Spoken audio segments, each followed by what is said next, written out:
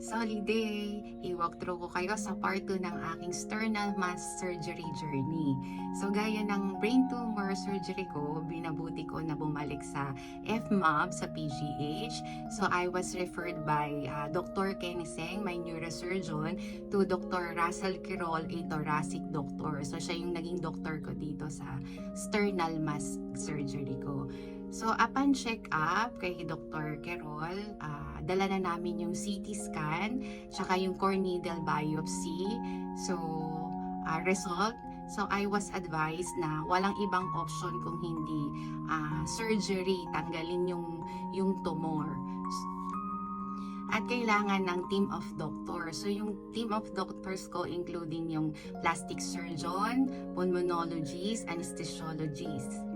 Pinaripit ni Dr. Quirol yung aking CT scan sa PGH mismo para sa gagawing 3D image para makita nila kung hanggang saan yung margin line na tatanggalin yung tumor at para sa planning.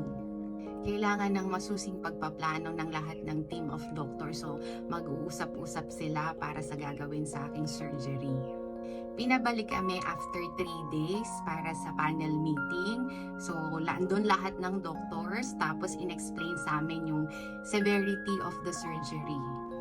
So, this reminds me in Isaiah 41:10, I will strengthen you and help you. So, follow me for part 3 mga kasoli.